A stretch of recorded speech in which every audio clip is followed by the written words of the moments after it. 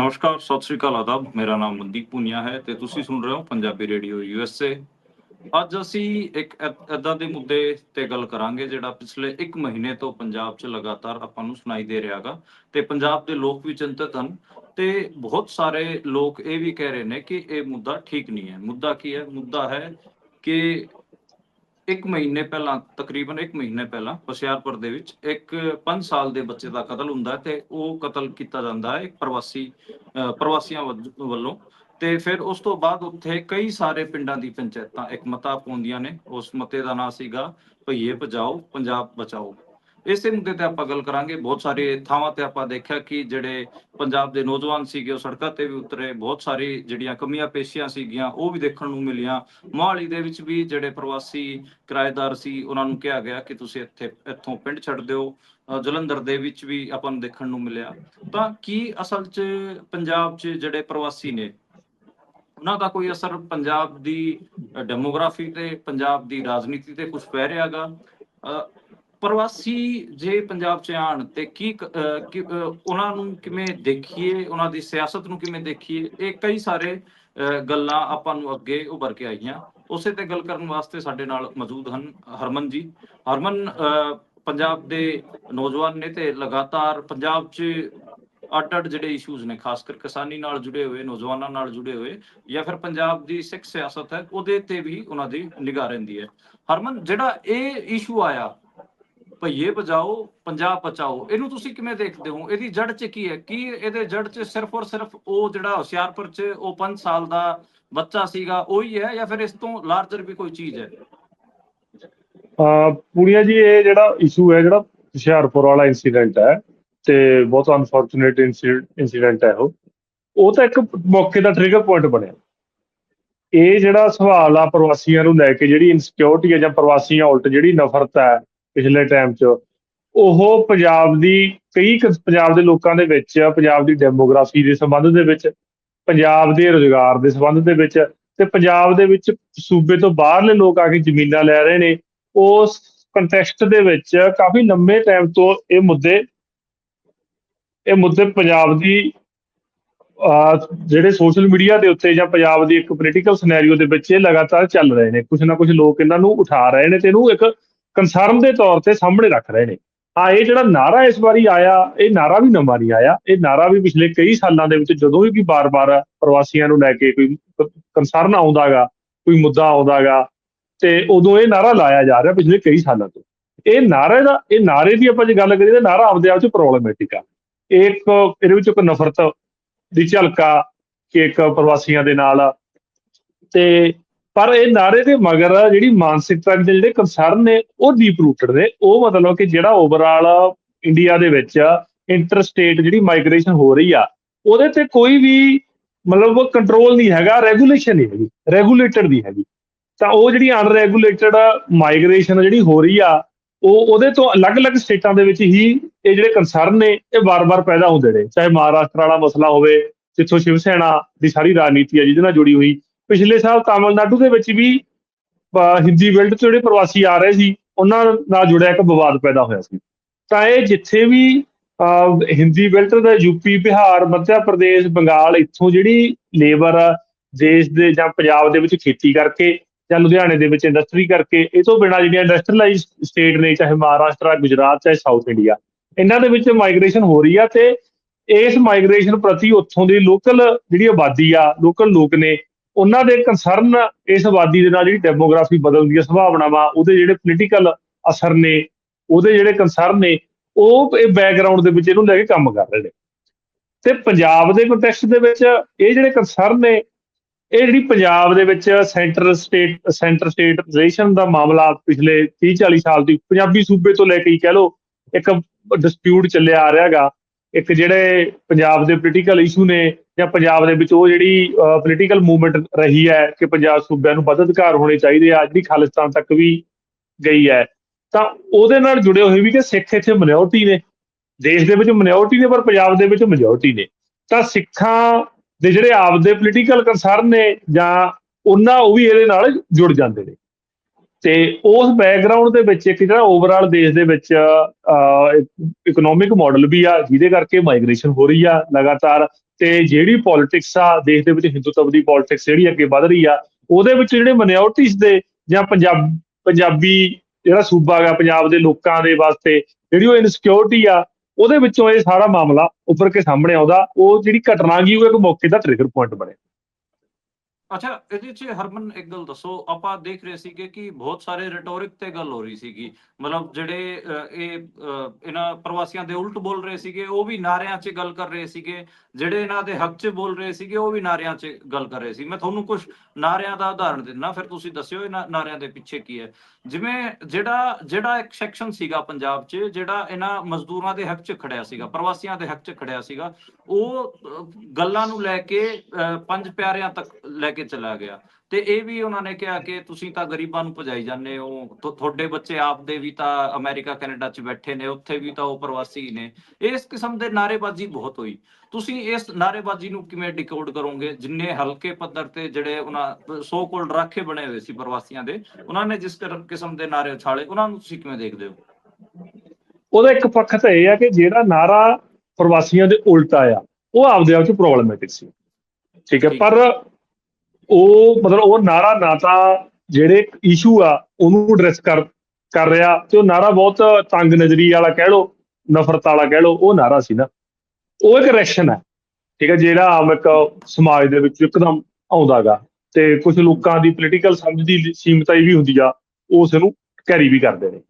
ਪਰ ਜਿਹੜਾ ਸੈਕਸ਼ਨ ਇਹ ਨਾਅਰੇ ਨੂੰ ਅੱਗੇ ਰੱਖ ਕੇ ਫਿਰ ਜਿਹੜੀ ਜਮਾ ਦੂਸਰੀ ਸਟਰੀਮ ਤੇ ਗਿਆ ਕਿ ਇਹ ਮਾਈਗ੍ਰੇਸ਼ਨ ਪ੍ਰਤੀ ਜਿਹੜੇ ਕੰਸਰਨ ਨੇ ਜਾਂ ਇਹਦੇ ਜਿਹੜੀ ਉਹ ਸੈਕਸ਼ਨ ਉਹ ਆ ਜਿਹੜਾ ਪੰਜਾਬ ਦਾ ਇੰਟੈਲੈਕਚੁਅਲ ਹਿੱਸਾ ਗਾ, ਜਾਂ ਪੰਜਾਬ ਦੀਆਂ ਆਰਗੇਨਾਈਜ਼ਡ ਫੋਰਸਾਂ ਨੇ, ਕਿਸੇ ਪੱਧਰ ਤੇ ਵੀ ਆਰਗੇਨਾਈਜ਼ਡ ਹੋਣ, ਉਹਨਾਂ ਨੂੰ ਇਹ ਕੰਸਰਨ ਐ ਨਹੀਂ ਹੈਗਾ, ਉਹ ਮਤਲਬ ਉਹਨਾਂ ਨੂੰ ਪਤਾ ਨਹੀਂ, ਉਹਨਾਂ ਨੂੰ ਇਹ ਡਿਮਾਂਡ ਆ ਜਿਹੜੀ ਇਹ ਨਾਅਰਾ ਹੈਗਾ ਕਿੱਥੋਂ ਆ ਰਿਹਾ ਗਾ, ਉਹਦੇ ਪ੍ਰਤੀ ਜਿਹੜੇ ਪੰਜਾਬ ਦੇ ਲੋਕਾਂ ਦੇ ਕੰਸਰਨ ਨੇ ਉਹਨਾਂ ਬਾਰੇ ਉਹ ਅਵੇਅਰ ਨੇ। ਪਰ ਉਹਨਾਂ ਦੀ ਜਿਹੜੀ ਆਪਦੀ ਪੋਲਿਟਿਕਸ ਆ ਉਹਦੀ ਸੀਮਤਾਈ ਆ ਕਿ ਉਹ ਉਹਨਾਂ ਨੂੰ ਮਤਲਬ ਸਿਰਫ ਉਹਦੀ ਕਾਟ ਕਰਨ ਲਈ ਇਹ ਸਾਰੇ ਮੁੱਦੇ ਦੇ ਉੱਤੇ ਕੋਈ ਸੀਰੀਅਸ ਗੱਲਬਾਤ ਨਾ ਹੋ ਸਕੇ ਕਿ ਇਹਦੀ ਜੜ ਕੀ ਆ, ਠੀਕ ਆ, ਨਾਅਰੇ ਦਾ ਵਿਰੋਧ ਕਰੋ। ਕਿਸੇ ਆਪਾਂ ਰੇਹੜੀ ਲਗਾਏ ਹੋਏ ਜਿਹੜੇ ਪ੍ਰਵਾਸੀ ਨੇ ਉਹਨਾਂ ਨਾਲ ਕੁੱਟਮਾਰ ਹੋ ਰਹੀ ਆ, ਉਹਨਾਂ ਨੂੰ ਬਿਨਾਂ ਵਜ੍ਹਾ ਕਿਤੇ ਰਹਿੰਦੇ ਪ੍ਰਵਾਸੀਆਂ ਨੂੰ ਪਰੇਸ਼ਾਨ ਕੀਤਾ ਜਾ ਰਿਹਾ ਕਿ ਤੁਸੀਂ ਭੱਜੋ, ਐਟ ਅ ਟਾਈਮ ਭੱਜੋ, ਇਸ ਤਰੀਕੇ ਦੇ ਜੇ ਕਿਤੇ ਇੰਸੀਡੈਂਟ ਹੁੰਦੇ ਨੇ ਤਾਂ ਉਹਦਾ ਵਿਰੋਧ ਕਰਨਾ ਇੱਕ ਗੱਲ ਹੈ। ਪਰ ਇਹਦੇ ਪਿੱਛੇ ਜਿਹੜੇ ਪੰਜਾਬ ਦੇ ਲੋਕਾਂ ਦੇ ਕੰਸਰਨ ਨੇ ਕਿ ਉਹਨਾਂ ਨੂੰ ਵੋਟ ਦਾ ਰਾਈਟ, ਡੋਮਿਸਾਈਲ ਸਰਟੀਫਿਕੇਟ ਕਿਵੇਂ ਬਣੇ, ਕਿ ਕੁਝ ਰੈਸਟ੍ਰਿਕਸ਼ਨਾਂ, ਰੈਗੂਲੇਸ਼ਨ ਹੋਵੇ, ਮਤਲਬ ਸਾਰਾ ਕੰਸਰਨ ਦਾ ਰੈਗੂਲੇਸ਼ਨ ਦਾ ਵੀ। ਤੇ ਕੁਝ ਸਟੇਟਾਂ ਨੇ, ਹਿਮਾਚਲ ਪ੍ਰਦੇਸ਼ ਦੀ ਗੱਲ ਹੁੰਦੀ ਹੈ ਕਿ ਉਹਨਾਂ ਨੇ ਲੈਂਡ ਨੂੰ ਲੈ ਕੇ, ਲੈਂਡ ਖਰੀਦਣ ਨੂੰ ਲੈ ਕੇ ਕੁਝ ਰੈਗੂਲੇਸ਼ਨਾਂ ਲਗਾਈਆਂ ਹੋਈਆਂ ਨੇ, ਤੇ ਹੋਰ ਸਟੇਟਾਂ ਨੇ ਵੀ ਜੌਬਸ ਨੂੰ ਲੈ ਕੇ ਜਾਂ ਉੱਥੇ ਵੋਟਰ ਆਈਡੀ ਕਾਰਡ ਬਣਨ ਨੂੰ ਲੈ ਕੇ ਰੈਗੂਲੇਸ਼ਨਾਂ ਨੇ।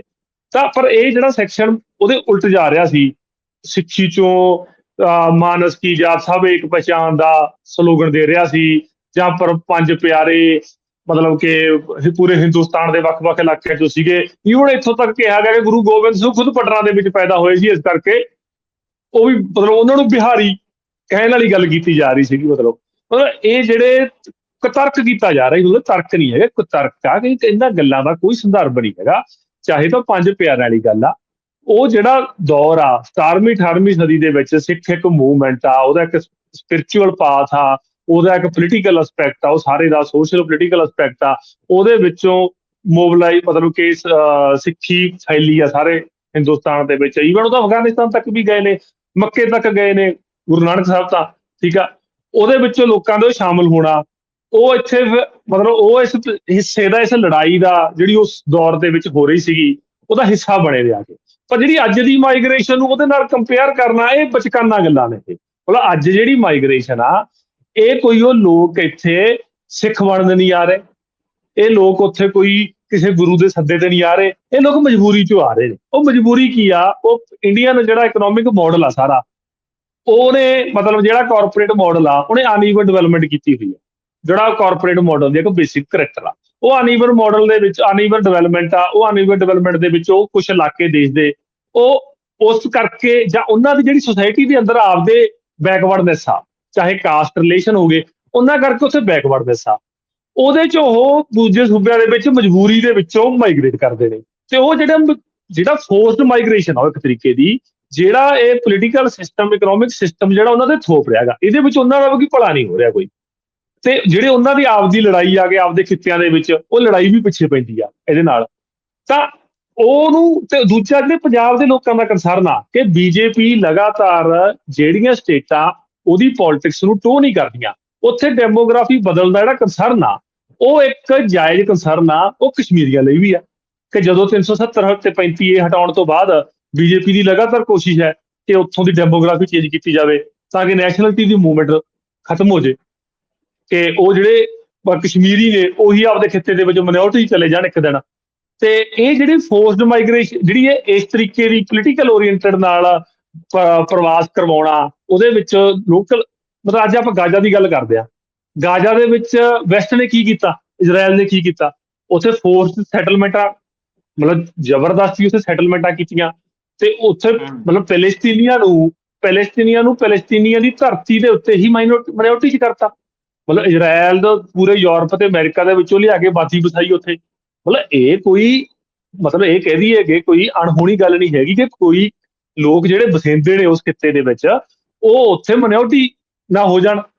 ਮਤਲਬ ਇਹ ਜਿਹੜਾ ਕੰਸਰਨ ਆ ਚਾਹੇ ਉਹ ਸਿੱਖ ਮਿਨੋਰਟੀ ਨੇ, ਉਹ ਲਗਾਤਾਰ ਇੰਡੀਅਨ ਸਟੇਟ ਦੇ ਉਲਟ ਇੱਕ ਤਰੀਕੇ ਸਟਰਗਲ ਦੇ ਵਿੱਚ ਨੇ ਪਿਛਲੇ 40-50 ਸਾਲ ਦੇ ਵਿੱਚ, ਉਹਨਾਂ ਨੇ ਮਿਲੀਟੈਂਟ ਸਟਰਗਲ ਵੀ ਕੀਤੀ ਆ।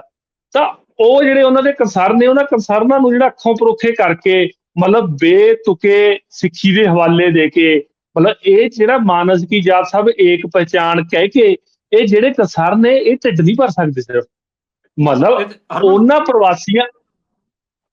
ਹਰਮਨ ਹਾਂਜੀ ਮੈਂ ਹਾਂਜੀ ਤੁਹਾਨੂੰ ਹਾਂ ਇਸ ਸਵਾਲ ਨੂੰ ਥੋੜਾ ਹੋਰ ਤੁਹਾਡੇ ਵਾਸਤੇ ਇਹਨੂੰ ਸ਼ਾਰਪ ਕਰ ਦਾਂਗਾ। ਜਿਵੇਂ ਹਰਿਆਣੇ ਦੇ ਵਿੱਚ ਵਿਧਾਨ ਸਭਾ ਚੋਣ ਹੋਏ, ਮੈਂ ਹਰਿਆਣਾ ਵਿਧਾਨ ਸਭਾ ਚੋਣ ਕਵਰ ਕਰਿਆ ਸੀਗਾ। ਹਰਿਆਣੇ ਦੇ ਵਿੱਚ 90 ਸੀਟਾਂ ਨੇ, 90 ਸੀਟਾਂ ਅੰਦਰ 30 ਵਿਧਾਨ ਸਭਾ ਸੀਟਾਂ ਏਦਾਂ ਦੀਆਂ ਸੀ 30 ਜਿੱਥੇ ਜਿਹੜੇ ਇਹ ਪ੍ਰਵਾਸੀ ਸੀਗੇ ਇਹਨਾਂ ਦੀਆਂ ਵੋਟਾਂ ਵੱਧ ਸੀਗੀਆਂ, ਇਹ ਡੋਮੀਨੇਟ ਕਰ ਰਹੇ ਸੀਗੇ। ਉੱਥੋਂ ਦੀ ਜਿਹੜੀ ਲੋਕਲ ਆਬਾਦੀ ਸੀ ਉਹ ਡੋਮੀਨੇਟ ਨਹੀਂ ਕਰ ਰਹੀ ਸੀ। ਯਕੀਨ ਜਾਣੋ 30 ਸੀਟਾਂ ਚੋਂ 30 ਸੀਟ ਬੀਜੇਪੀ ਨੂੰ ਮਿਲੀਆਂ, 30 ਦੀਆਂ 30 ਸੀਟਾਂ। ਬਾਕੀ ਜਿਹੜੀਆਂ 60 ਸੀਟਾਂ ਬਚੀਆਂ ਉਹਦੇ ਚੋਂ ਸਿਰਫ ਬੀਜੇਪੀ ਨੂੰ 18 ਸੀਟਾਂ ਮਿਲੀਆਂ ਤੇ ਇੱਕ ਇਹ ਵੱਡਾ ਨੰਬਰ ਹੈ। ਤੁਸੀਂ ਕਿੱਥੇ 60 ਚੋਂ 18 ਸੀਟਾਂ ਜਿੱਤ ਰਹੀ ਹੈ ਬੀਜੇਪੀ, ਕਿੱਥੇ ਜਿੱਥੇ ਇਹ ਪ੍ਰਵਾਸੀ 30 ਸੀਟਾਂ ਤੇ ਡੋਮੀਨੇਟ ਕਰਦੇ ਸੀਗੇ, ਸਭ ਤੋਂ ਵੱਡੀ ਫੋਰਸ ਸੀਗੇ, ਉੱਥੇ 30 ਦੀਆਂ 30 ਸੀਟਾਂ ਬੀਜੇਪੀ ਦੇ ਕੋਲ ਗਈਆਂ। ਤੁਸੀਂ ਸਾਊਥ ਹਰਿਆਣਾ ਦੇਖੋ, ਗੁੜਗਾंव ਇੱਕ ਇੰਡਸਟਰੀਅਲ ਇਲਾਕਾ ਹੈਗਾ, ਰੇਵਾੜੀ, ਮਹਿੰਦਰਗੜ੍ਹ, ਉੱਥੇ ਸਾਰੇ ਚ ਇੰਡਸਟਰੀ ਹੈ। ਸਾਊਥ ਹਰਿਆਣਾ ਉਹ ਸਾਰੇ ਬੀਜੇਪੀ ਕੋਲ ਚਲਿਆ ਗਿਆ। ਸੋਨੀਪਤ ਜ਼ਿਲ੍ਹਾ ਜਿਹਨੂੰ ਜਾਟਲੈਂਡ ਵੀ ਕਿਹਾ ਜਾਂਦਾ ਸੀ, ਸੋਨੀਪਤ ਦੇ ਵਿੱਚ ਤਾਂ ਜਾਟਾਂ ਦੀ ਧਰਤੀ ਕਿਹਾ ਜਾਂਦਾ, ਪੈਜੈਂਟਰੀ ਦਾ ਇਲਾਕਾ ਕਿਹਾ ਜਾਂਦਾ ਹੈਗਾ। ਉਹਦੀ 7 ਸੀਟਾਂ ਨੇ, ਉਹਦੇ ਚ 7 ਵਿਧਾਨ ਸਭਾ ਸੀਟਾਂ ਨੇ, 6 ਵਿਧਾਨ ਸਭਾ ਸੀਟਾਂ ਬੀਜੇਪੀ ਨੇ ਜਿੱਤੀ ਹੈ। ਸਿਰਫ ਉਹਦੀ ਇੱਕ ਜਿਹੜੀ ਰੂਰਲ ਕਾਂਸਟੀਚੁਐਂਸੀ ਸੀ, ਦਿਹਾਤੀ ਜਿਹੜਾ ਹਲਕਾ ਸੀਗਾ, ਜਿਵੇਂ ਪੰਜਾਬ ਚ ਲੰਬੀ ਹਲਕਾ ਹੋ ਗਿਆ ਉਹ ਦਿਹਾਤੀ ਹਲਕਾ ਗਾ, ਜਾਂ ਫਿਰ ਲਹਿਰੇਗਾ ਗਾ, ਇਸ ਕਿਸਮ ਦੇ ਜਿਹੜੇ ਤੁਹਾਡੇ ਮਾਲਵੇ ਚ ਕਈ ਹਲਕੇ ਨੇ ਜਿਹੜੇ ਪਿੰਡੂ ਹਲਕੇ ਨੇ, ਸਿਰਫ ਉਹਦਾ ਇੱਕ ਪਿੰਡੂ ਹਲਕਾ ਸੀਗਾ। ਬਾਕੀ 6 ਚ ਮਤਲਬ ਇੰਡਸਟਰੀ ਸੀਗੀ, ਜਿਨ੍ਹਾਂ ਚ ਇੰਡਸਟਰੀ ਸੀਗੀ ਸਾਰੇ ਦੇ ਸਾਰੇ ਬੀਜੇਪੀ ਜਿੱਤ ਗਈ, ਸਿਰਫ ਇੱਕ ਦਿਹਾਤੀ ਹਲਕਾ ਕਾਂਗਰਸ ਜਿੱਤੀ।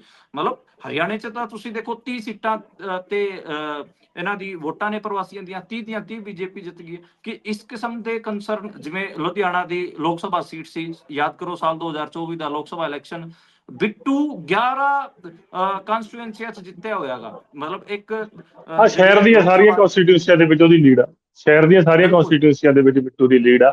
ਮਤਲਬ ਉਹ ਬਿਲਕੁਲ ਸਹੀ ਗੱਲ ਆ ਜਿਹੜਾ ਪੁਆਇੰਟ ਤੁਸੀਂ ਕਹਿ ਰਹੇ ਹੋ। ਲੁਧਿਆਣਾ ਹੋ ਗਿਆ, ਈਵਨ ਚੰਡੀ ਮੋਹਾਲੀ ਦੇ ਆਸ-ਪਾਸ ਦਾ ਇਲਾਕਾ ਗਾ, ਤੇ ਇਹ ਜਿਹੜਾ ਡੈਮੋਗ੍ਰਾਫੀ ਚੇਂਜ ਆ ਖਰੜ ਦੀ ਸੀਟ ਆ, ਖਰੜ ਦੀ ਸੀਟ ਦੇ ਵਿੱਚ ਤਾਂ ਡੈਮੋਗ੍ਰਾਫੀ ਚੇਂਜ ਕਰਨ ਦੇ ਵਿੱਚ ਹਿਮਾਚਲ ਪ੍ਰਦੇਸ਼ ਤੇ ਉੱਤਰਾਖੰਡ ਦੀ ਮਾਈਗ੍ਰੇਸ਼ਨ ਦਾ ਵੀ ਬਹੁਤ ਵੱਡਾ ਰੋਲ ਆ।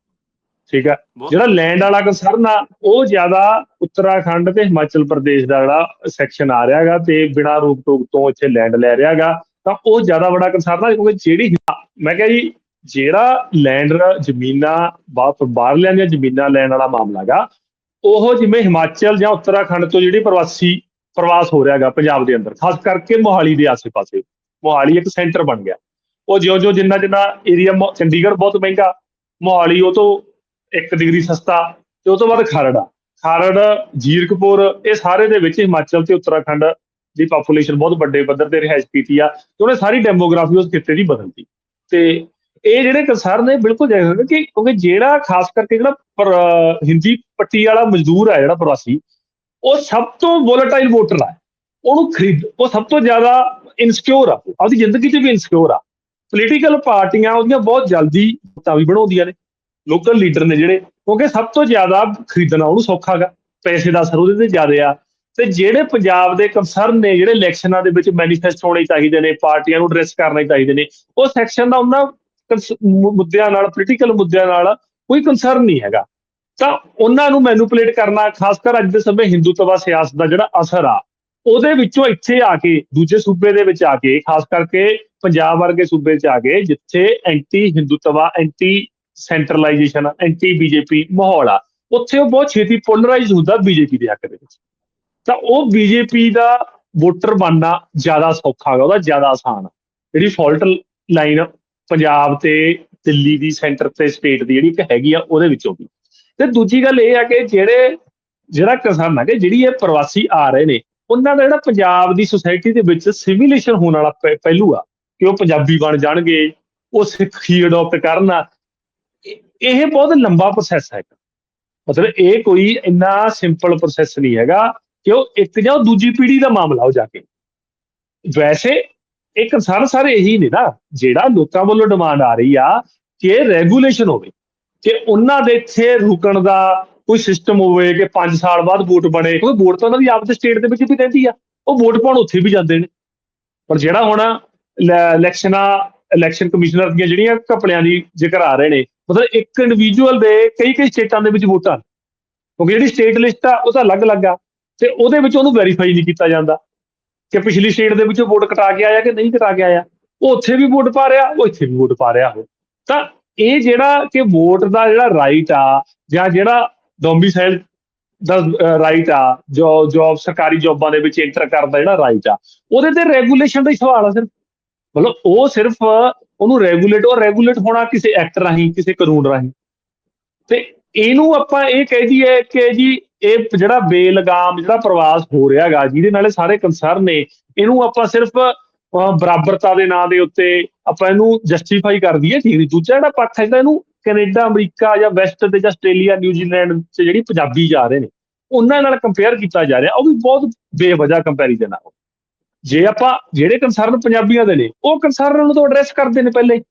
ਉਹ ਪੁਲਿਸ ਵੈਰੀਫਿਕੇਸ਼ਨ, PR ਹੋਣ ਤੱਕ ਕੋਈ ਇੱਥੇ ਸਟੂਡੈਂਟ ਵੀਜ਼ਾ ਲੈ ਕੇ ਜਾਂਦਾ, ਕੋਈ ਵਰਕ ਪਰਮਿਟ ਤੇ ਜਾਂਦਾ।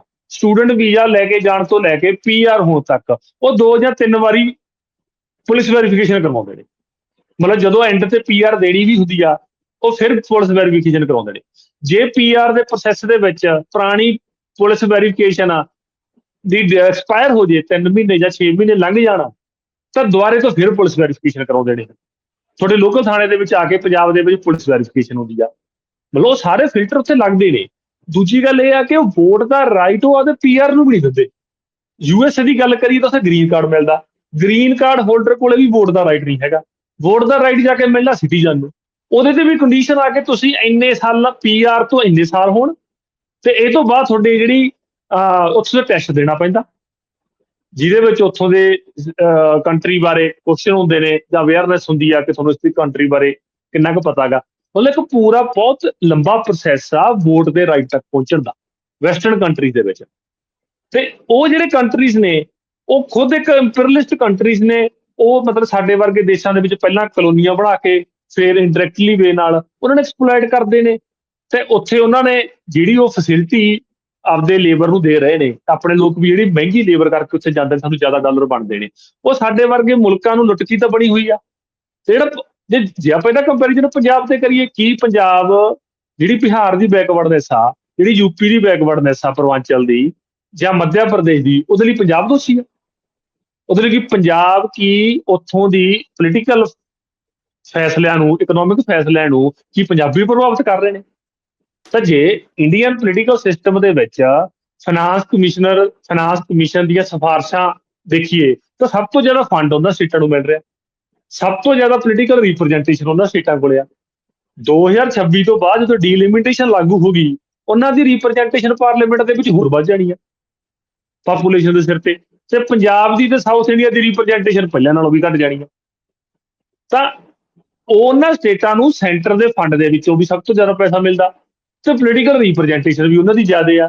ਤੇ ਸਾਰੀ ਜਿਹੜੀ ਹਿੰਦੂਤਵ ਫਾਸਿਸਟ ਪੋਲਿਟਿਕਸ ਦਾ ਗੜ੍ਹ ਨੇ, ਤਾਂ ਉਹ ਆਬਾਦੀ ਗੜ੍ਹ ਬਣੀ ਹੋਈ ਆ। ਉਹ ਕੈਰੀ ਕਰ ਰਹੇ ਨੇ ਉਹ ਸਾਰੇ ਸਲੋਗਨ, ਫਾਸਿਸਟ ਸਲੋਗਨਾਂ ਨੂੰ। ਤੇ ਉਹਨਾਂ ਫਾਸਿਸਟ ਸਲੋਗਨਾਂ ਤੇ ਉਹ ਜਿਹੜੀ ਸੈਂਟਰਲਾਈਜੇਸ਼ਨ ਦੀ ਪਾਲਿਸੀ ਆ ਜਾਂ ਕਾਰਪੋਰੇਟਾਈਜੇਸ਼ਨ ਦੀ ਪਾਲਿਸੀ ਆ, ਉਹਦੇ ਉਲਟ ਪੰਜਾਬ ਤੇ ਸਿੱਖ ਨੇ ਜਿਹੜੇ ਉਹ ਲਗਾਤਾਰ ਫਾਈਟ ਕਰ ਰਹੇ ਨੇ, ਚਾਹੇ ਉਹ ਕਿਸਾਨੀ ਅੰਦੋਲਨ ਹੋਵੇ, ਚਾਹੇ ਉਹ ਪੰਜਾਬ ਦੇ ਪੋਲੀਟੀਕਲ ਮੁੱਦੇ ਹੋਣ, ਸਟੇਟਸ ਨੂੰ ਵੱਧ ਰਾਈਟ ਦਾ, ਚੰਡੀਗੜ੍ਹ ਦਾ ਮਸਲਾ, ਪਾਣੀਆਂ ਦਾ ਮਸਲਾ ਬਾਰ-ਬਾਰ ਆਉਂਦਾ, ਬੀਬੀਐਮਬੀ ਦੇ ਕੰਟਰੋਲ ਦਾ ਮਸਲਾ ਆਉਂਦਾ ਬਾਰ-ਬਾਰ, ਤਾਂ ਉਹ ਪੰਜਾਬ ਦੇ ਜਿਹੜੇ ਲੋਕ ਨੇ, ਖਾਸ ਕਰਕੇ ਸਿੱਖ ਨੇ, ਉਹ ਲਗਾਤਾਰ ਸਟਰਗਲ ਚ ਨੇ। ਤਾਂ ਉੱਥੋਂ ਉਹਨਾਂ ਦੇ ਜਿਹੜੇ ਕੰਸਰਨ ਨੇ ਉਹ ਹੋਰ ਜ਼ਿਆਦਾ ਬਾਕੀ ਸਟੇਟਾਂ ਦੇ ਕੰਸਰਨਾਂ ਨਾਲੋਂ ਵੀ ਜ਼ਿਆਦਾ ਅਹਿਮ ਹੋ ਜਾਂਦੇ ਨੇ। ਜਿਵੇਂ ਕਸ਼ਮੀਰੀਆਂ ਦੇ ਕੰਸਰਨ ਜ਼ਿਆਦਾ ਅਹਿਮ ਨੇ, ਕਿਉਂਕਿ ਉਹ ਵੀ ਸਟਰਗਲ ਦੇ ਵਿੱਚ ਨੇ, ਲਗਾਤਾਰ ਫਾਈਟ ਕਰ ਰਹੇ ਨੇ। ਤਾਂ ਉਹਨਾਂ ਦਾ ਜਿਹੜਾ ਡੈਮੋਗ੍ਰਾਫੀ ਦਾ ਸਵਾਲ ਆ ਉਹ ਵੀ ਉਨਾ ਹੀ ਇੰਪੋਰਟੈਂਟ ਆ। ਤਾਂ ਉਸੇ ਕੰਟੈਕਸਟ ਦੇ ਵਿੱਚ ਪੰਜਾਬ ਤੇ ਸਿੱਖਾਂ ਦਾ ਜਿਹੜਾ ਸਵਾਲ ਆ ਕਿ ਇੱਥੇ ਡੈਮੋਗ੍ਰਾਫੀ ਬਦਲਣ ਦਾ ਸਵਾਲ ਆ, ਪੋਲੀਟੀਕਲ ਰਾਈਟ, ਜਿਹੜੀ ਪੋਲੀਟੀਕਲ ਅਸਰਸ਼ਨ ਆ, ਉਹ ਮਤਲਬ ਇੱਥੋਂ ਦੀ ਵਿਧਾਨ ਸਭਾ ਦੇ ਵਿੱਚ ਵੀ ਜੇ ਪੰਜਾਬੀਆਂ ਦੀ ਜਾਂ ਸਿੱਖਾਂ ਦੀ ਪੋਲੀਟੀਕਲ ਅਸਰਸ਼ਨ ਘਟੂਗੀ ਫਿਰ ਉਹ ਕਿੱਥੇ ਮੈਨੀਫੈਸਟੇਸ਼ਨ ਦੇਣਗੇ ਆਪਦੀ।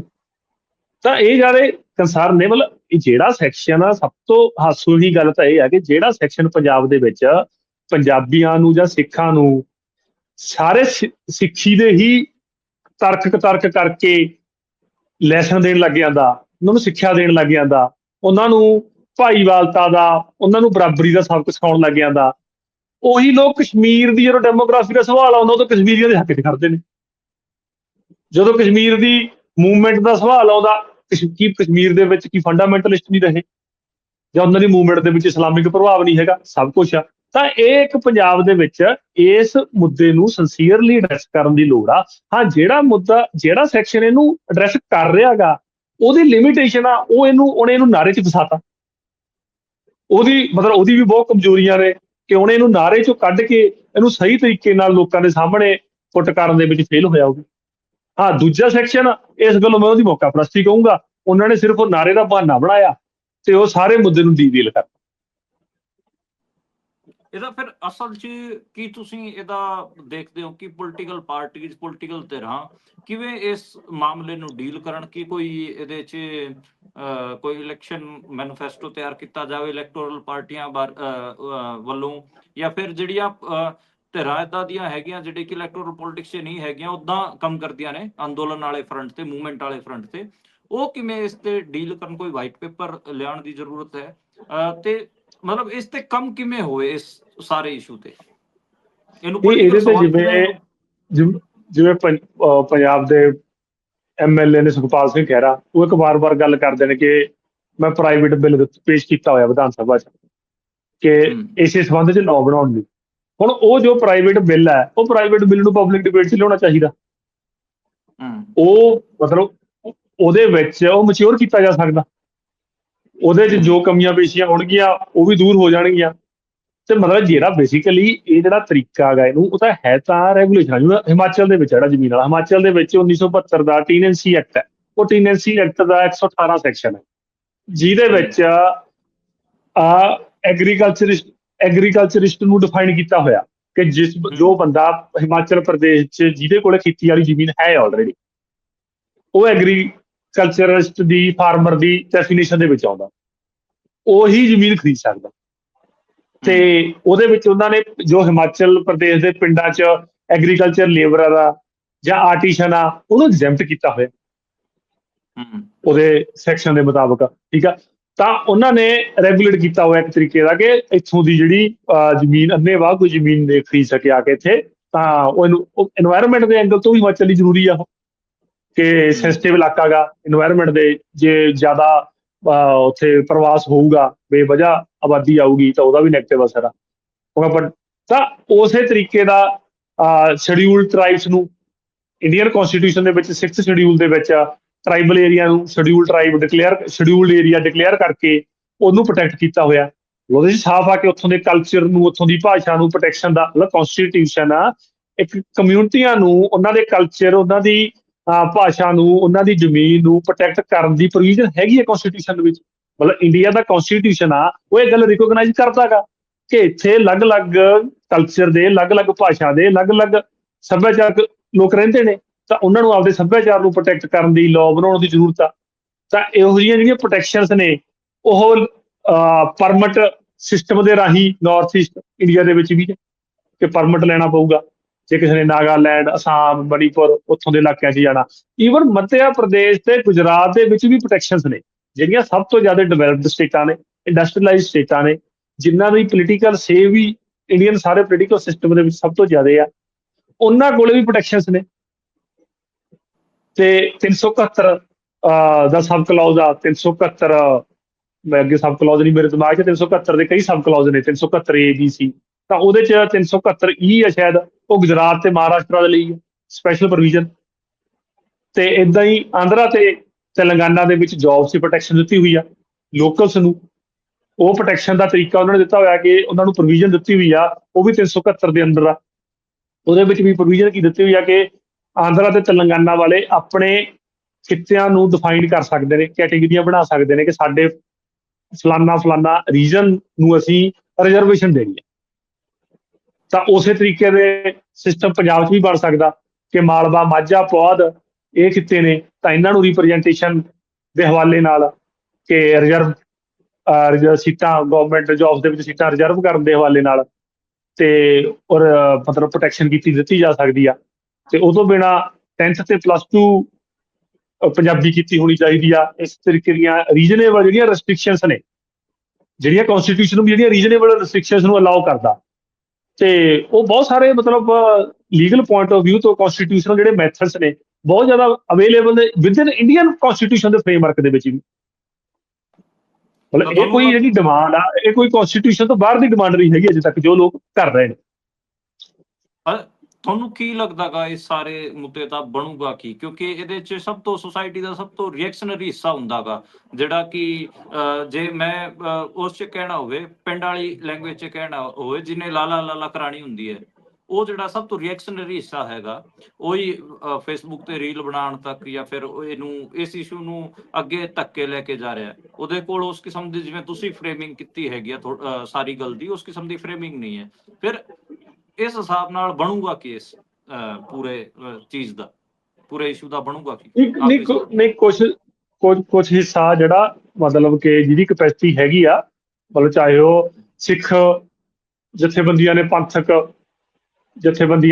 ਪੰਥਕ ਸਿਆਸਤ ਨਾਲ ਜੁੜੇ ਹੋਏ ਸੈਕਸ਼ਨ ਨੇ, ਕੁਛ ਸਿੱਖ ਸਿਆਸਤ ਨਾਲ ਜੁੜੇ ਹੋਇਆ ਸੈਕਸ਼ਨ ਆ ਜਿਹੜਾ, ਤੇ ਜਾਂ ਈਵਨ ਜੋ ਕੁਛ ਸੈਕਸ਼ਨ ਜ਼ਿੰਮੇਵਾਰ ਆਪਦੇ ਆਪ ਨੂੰ ਮੰਨਦਾ ਗਾ, ਤਾਂ ਉਹ ਹਿੱਸਾ ਕੁਛ ਹੈਗਾ। ਤਾਂ ਮਤਲਬ ਉਹ ਇਕੱਠੇ ਹੋ ਕੇ ਕਲੈਕਟਿਵ ਵੇ ਦੇ ਵਿੱਚ ਕੋਈ ਇੱਕ ਇਹੋ ਜਿਹਾ ਪਲੇਟਫਾਰਮ, ਇੱਕ ਮੰਚ ਬਣਾ ਕੇ ਜਿੱਥੋਂ ਇਹਨੂੰ ਫਰੇਮ ਕਰਕੇ ਬਾਕੀ ਪਾਰਟੀਆਂ ਦੇ ਏਜੰਡੇ ਦੇ ਵਿੱਚ, ਮੈਨੀਫੈਸਟੋ ਦੇ ਵਿੱਚ ਆਉਣ ਵਾਲੀ ਇਲੈਕਸ਼ਨ 'ਚ ਪਾਇਆ ਜਾਵੇ। ਤਾਂ ਕੁਝ ਪੰਜਾਬ ਦੇ ਵਿੱਚ ਇਹੋ ਜਿਹੇ ਫੋਰਸ ਜਿਨ੍ਹਾਂ ਨੇ ਹੁਣ ਵੀ ਇਸ ਮਸਲੇ ਦੇ ਉੱਤੇ ਰੈਲੀਆਂ ਕੀਤੀਆਂ, ਲੀਡ ਕੀਤਾ, ਚਾਹੇ ਸੋਸ਼ਲ ਮੀਡੀਆ ਤੇ, ਚਾਹੇ ਗਰਾਊਂਡ ਤੇ ਜਾ ਕੇ, ਕੁਝ ਇੰਡੀਵਿਜੂਅਲ ਨੇ, ਕੁਝ ਆਰਗੇਨਾਈਜੇਸ਼ਨਸ ਵੀ ਹੈਗੀਆਂ ਨੇ, ਤਾਂ ਉਹਨਾਂ ਨੂੰ ਇਹਨੂੰ ਲੀਗਲੀ ਕਨਸਟੀਟਿਊਸ਼ਨਲ ਫਰੇਮਵਰਕ ਦੇ ਵਿੱਚ ਜਾਂ ਪੋਲੀਟੀਕਲ ਜੋ ਕੰਸਰਨ ਨੇ ਪੰਜਾਬ ਦੇ, ਉਸ ਫਰੇਮਵਰਕ ਦੇ ਵਿੱਚ ਇਹਦੇ ਤੇ ਕੋਈ ਡਾਕੂਮੈਂਟ ਤਿਆਰ ਹੋਣਾ ਚਾਹੀਦਾ। ਚਾਹੇ ਉਹ ਡਾਕੂਮੈਂਟ ਇੱਕ ਮਤਲਬ ਬੇਸਿਕ ਡਾਕੂਮੈਂਟ ਬਣ ਜੇ, ਜਿਹਦੇ ਹਵਾਲੇ ਨਾਲ ਪੋਲੀਟੀਕਲ ਪਾਰਟੀਆਂ ਨੂੰ ਮਜਬੂਰ ਕੀਤਾ ਜਾਵੇ ਕਿ ਉਹਦੇ ਤੇ ਰਿਸਪੌਂਸ ਦੇਣ, ਆਪਦੀ ਪੋਜੀਸ਼ਨ ਰੱਖਣ ਤੇ ਕਮਿਟਮੈਂਟ ਦੇਣ ਕਿ ਇਹਦੇ ਕੋਈ ਕਾਨੂੰਨ ਜਾਂ ਲਾਅ ਫਰੇਮ ਕਰਨ। ਨੈਕਸਟ 2027 ਦੇ ਵਿੱਚ ਇਲੈਕਸ਼ਨ ਆ ਰਹੀ ਆ, ਤਾਂ ਉਸੇ ਤਰੀਕੇ ਦਾ ਮਤਲਬ ਇਹ ਤਾਂ ਉਹਦੇ ਨਾਲ ਕੀ ਆ ਕਿ ਜਦੋਂ ਸਾਰਾ ਪਬਲਿਕ ਡਿਬੇਟ ਦੇ ਵਿੱਚ ਆਊਗਾ ਕਿ ਇਹਦੇ ਕਨਸਟੀਟਿਊਸ਼ਨਲ ਪੱਖ ਕੀ ਨੇ, ਲੀਗਲ ਪੱਖ ਕੀ ਨੇ, ਪੋਲੀਟੀਕਲ ਪੱਖ ਕੀ ਨੇ, ਤਾਂ ਉਹਦੇ ਨਾਲ ਜਿਹੜੇ ਲੋਕ ਹਾਹਾ ਵਾਲਾ ਜਾਂ ਲਾਲਾ ਲਾਲਾ ਵਾਲਾ ਸੈਕਸ਼ਨ ਵੀ ਆ, ਉਹ ਵੀ ਮਚਿਓਰ ਹੋਊਗਾ, ਉਹ 'ਚੋਂ ਵੀ ਇੱਕ ਹਿੱਸਾ। ਤੇ ਜਾਂ ਲਾਲਾ ਲਾਲਾ ਵਾਲਾ ਸੈਕਸ਼ਨ ਆ ਜਿਹੜਾ, ਉਹ ਥੋੜਾ ਪਿੱਛੇ ਹਟੂਗਾ ਜਦੋਂ ਕਿ ਮਚਿਓਰ ਗੱਲ ਹੋਣ ਲੱਗ ਗਈ। ਤੇ ਮਤਲਬ ਇਹ ਕਿਸੇ ਵੀ ਮਸਲੇ ਦਾ ਹੱਲ ਤਾਂ ਇਹ ਆ ਕਿ ਜਿਹੜਾ ਉਹਦੇ ਵਿੱਚ ਲੂਜ਼ ਪੁਆਇੰਟ ਨੇ, ਉਹ ਲੂਜ਼ ਪੁਆਇੰਟ ਨੂੰ ਛੱਡਿਆ ਜਾਵੇ, ਜਾਂ ਉਹਦੇ 'ਚ ਜੋ ਰਿਐਕਸ਼ਨਰੀ ਪੁਆਇੰਟ ਨੇ, ਨਫ਼ਰਤ ਵਾਲੇ ਪੁਆਇੰਟ ਨੇ, ਉਹਨਾਂ ਨੂੰ ਸਾਈਡਲਾਈਨ ਕੀਤਾ ਜਾਵੇ, ਉਹਨਾਂ ਪੁਆਇੰਟਾਂ ਨੂੰ। ਤਾਂ ਜਿਹੜੇ ਉਹਦੇ ਵਿੱਚੋਂ ਵੈਲਿਡ ਪੁਆਇੰਟ ਨੇ, ਵੈਲਿਡ ਕੰਸਰਨ ਨੇ, ਉਹਨਾਂ ਨੂੰ ਅੱਗੇ ਰੱਖ ਕੇ ਫਰੇਮਿੰਗ ਕੀਤੀ ਜਾਵੇ, ਕੋਈ ਡਾਕੂਮੈਂਟ ਦਿੱਤਾ ਜਾਵੇ, ਉਹਦੇ ਤੇ ਡਿਸਕਸ਼ਨ ਡਿਬੇਟ ਕੀਤੀ ਜਾਵੇ, ਕੋਈ ਮੰਚ ਬਣਾਇਆ ਜਾ ਸਕਦਾ ਜਿਹੜਾ ਇਹਨੂੰ ਏਜੰਡੇ ਦੇ ਤੌਰ ਤੇ ਪਰਸੂ ਕਰੇ, ਤਾਂ ਐਵੇਂ ਨੂੰ ਪਰਸੂ ਕੀਤਾ ਜਾ ਸਕਦਾ। ਜੀ, ਸ਼ੁਕਰੀਆ ਅਰਮਨ, ਤੁਸੀਂ ਆਪਣੀ ਗੱਲ ਰੱਖੀ ਤੇ ਇਸ ਮੁੱਦੇ ਦੇ ਬਹੁਤ ਸਾਰੇ ਪੁਆਇੰਟ ਸੀਗੇ, ਬਹੁਤ ਸਾਰੀ ਚੀਜ਼ਾਂ ਸੀ, ਤੁਸੀਂ ਇੱਕ ਇੱਕ ਕਰਕੇ ਉਹਨਾਂ ਨੂੰ ਐਡਰੈਸ ਕਰਨ ਦੀ ਕੋਸ਼ਿਸ਼ ਕੀਤੀ ਹੈ।